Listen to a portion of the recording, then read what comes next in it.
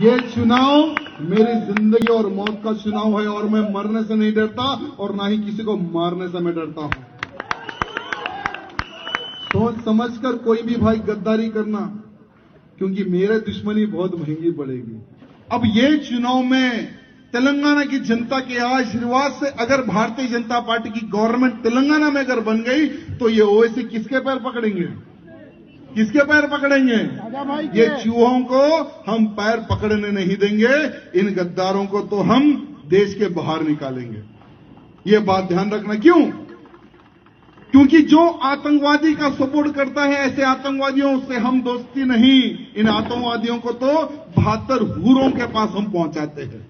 इस चुनाव में हिंदुओं की पोलिंग बढ़नी चाहिए। इस चुनाव में पिछले बार के अगर 2 चुनावों में भी हम देखेंगे तो हमारी वोट परसेंटेज बहुत कम है, क्योंकि हमारे जो वोटर है वो सोचते हैं कि भाई कैसा भी बीजेपी जीत जाएगी, हम क्यों जाकर लाइन में ठहरेंगे, हम क्यों जाकर धूप में खड़े रहेंगे।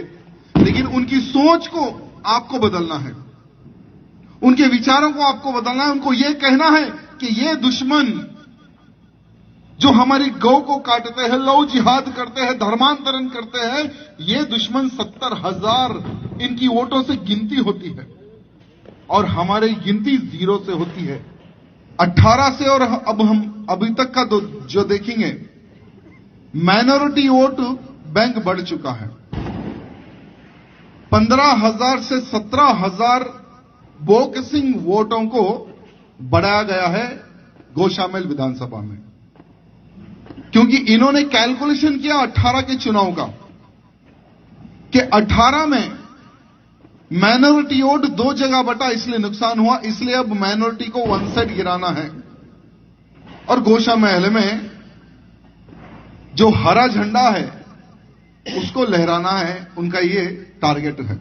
इस विधानसभा को जीतने के लिए सिर्फ गोशामेल विधानसभा नहीं, भारत का माइनॉरिटी नहीं, पूरे वर्ल्ड का माइनॉरिटी आज पैसा भिजा रहा है कि किसी भी हाल में गोशामेल विधानसभा से राजा सिंह को हराओ।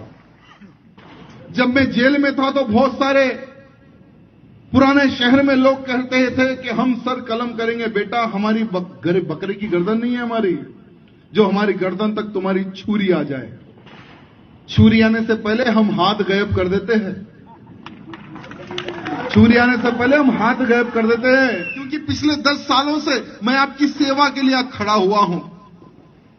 जिहादियों के बीच में एक चट्टान की तरह मैं आपकी रक्षा के लिए और आपकी सेवा के लिए मैं खड़ा हुआ हूं। तो ये चुनाव में भी हमने पूरी पकड़बंद करके रखी है वहां पर कि कौन कहां से किधर फोन कर रहा है, कौन नेताजी नगर से बाहर जा रहा है, कौन जामबाग से किस गली से किस घर में जा रहा है, कौन किस होटल में बैठ रहा है। इलेक्शन के बाद उल्टा लटका दूंगा, बड़ी बात नहीं बोल रहा हूं। ये लड़ाई धर्म की लड़ाई है और धर्म को जिताना है, अधर्मियों को हराना है। ये बात ध्यान रखना।